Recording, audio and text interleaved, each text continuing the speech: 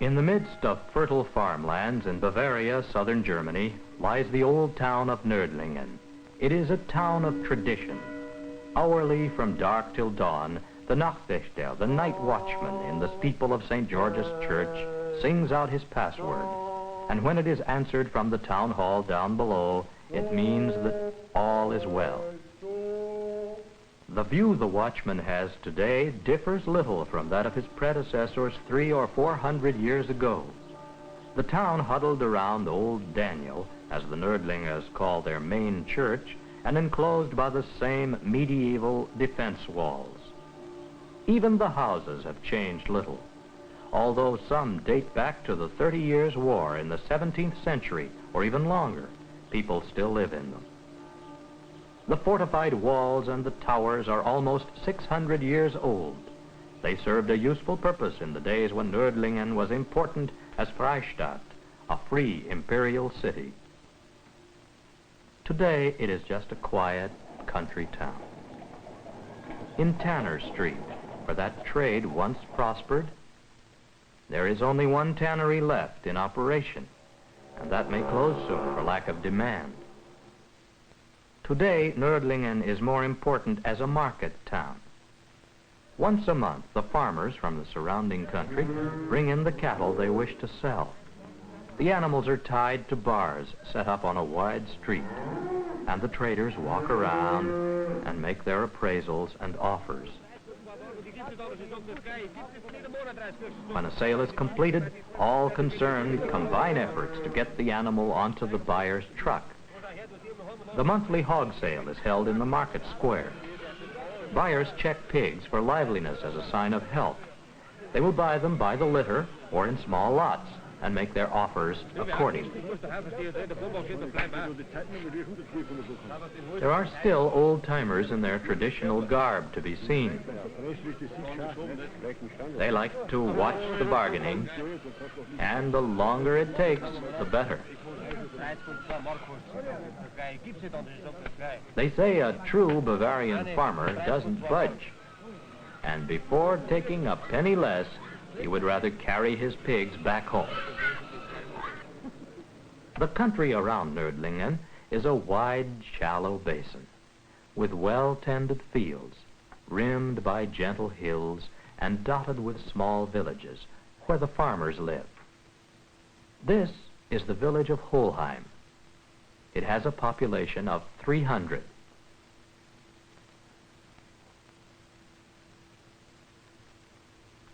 The typical farm dwelling is built around a yard with a small duck pond. In the center is the manure pile. Barns are attached to the living area. This is Farmer Eberhard. His big watchdog, Rex, has been guarding the farm all night. During the day, he stays locked in his kennel because he likes to roam around. Life on the farm runs on a strict schedule. Even the ducks seem to know when their feeding time is at hand.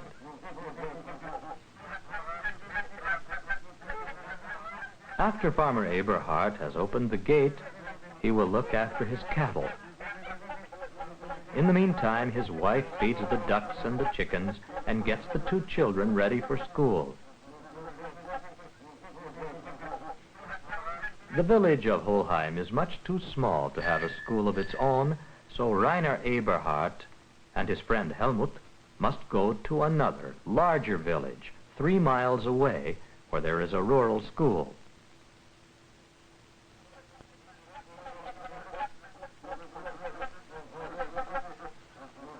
Another boy, Walter, joins them on the way. Often, after a heavy rain, they are slowed down by muddy roads, but they still prefer bicycles to walking. Of course, in winter, they must hike. There are 2 classrooms in this schoolhouse, one for pupils 6 to 10 years of age, the other, where Rainer and his friends go, for those 11 to 14. Their teacher, Herr Zimmermann, places great value upon the development of memory. Wohlgelernt is nie vergessen. Well memorized is never forgotten, he says. And if his pupils learn to recite long poems, They will be able to keep other subjects, such as history dates, in their heads as well. Herr Zimmermann doesn't even mind a little quiet prompting, as long as they all do their best.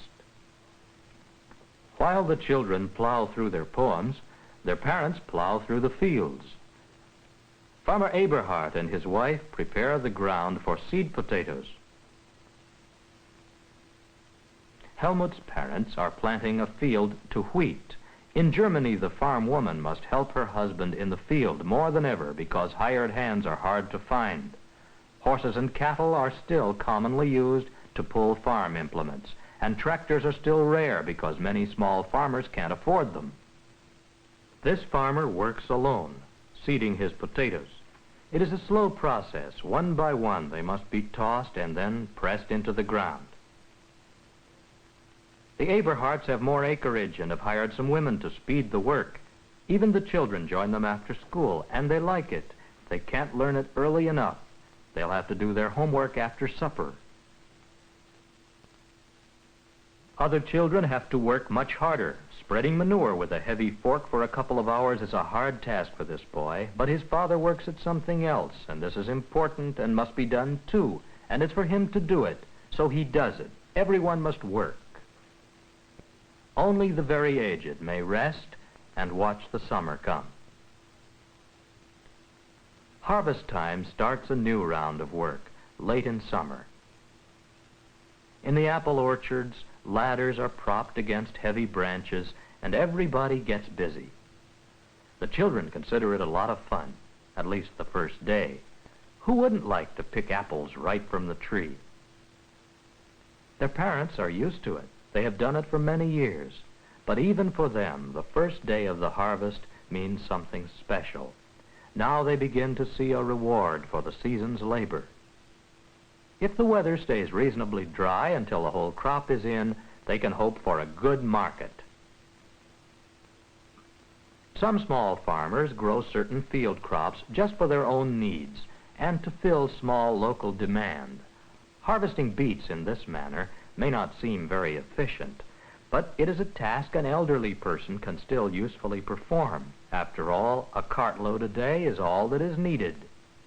Speed is not so important.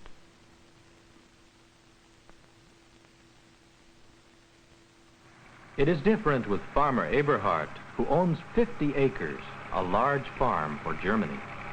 His 30-acre potato crop must be dug up quickly when the market is just right, so a harvester is a good investment. The dried cuttings have been piled up to be burned.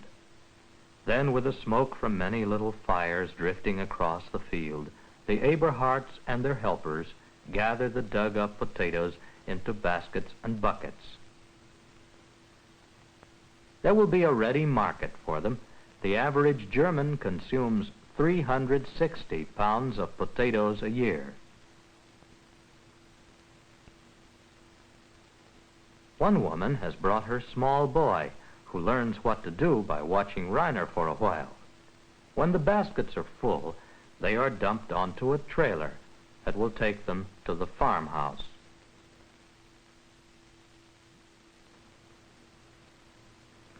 Even with the crop all gathered, the job is not finished. The field must be raked clean, so it will be ready for recultivation. The fires will burn for some time yet, but nothing must be left for tomorrow.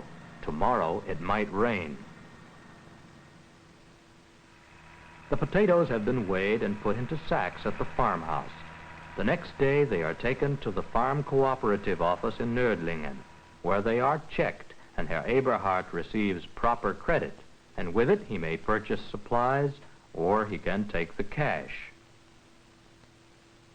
Now that fall is here and the weather quite unstable, the farmer must be on guard. Mature crops must be brought in before they can be damaged by a sudden rainstorm. A good supply of feed for the cattle has been cut. It must be under the roof before the day is over. Left in the field overnight, it might get wet and rot. Rex has been waiting for his master. He knows he will get some attention now. Herr Eberhard always has a few moments for his dog when he comes home.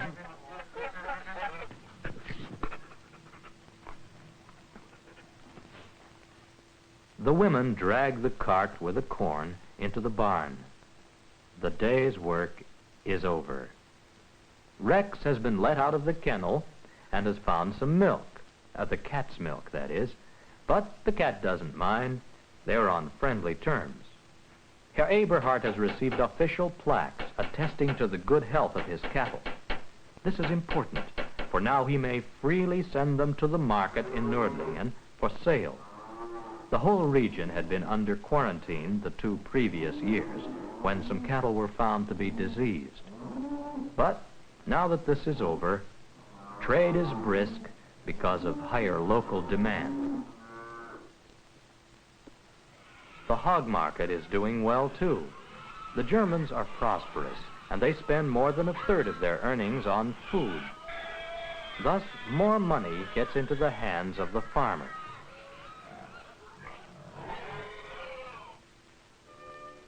It is supper time at the Eberhards. Ruth and Rainer help their mother set the table. Their food is simple but plentiful, and it is all from their own farm. The tomatoes and the smoke-cured ham, the sausage patties, and the pickles, Rainer's favorite. Only the bread was bought because there is no time for baking bread. The place settings are simple, a small wooden serving board and a knife for each person. Every morsel of food is carefully cut and thoroughly savored. If Rainer would only stop eating so many pickles. His grandmother just smiles. She is contented. Her daughter has a nice family. Life is good to them. Yes, for the Eberhards, all is well.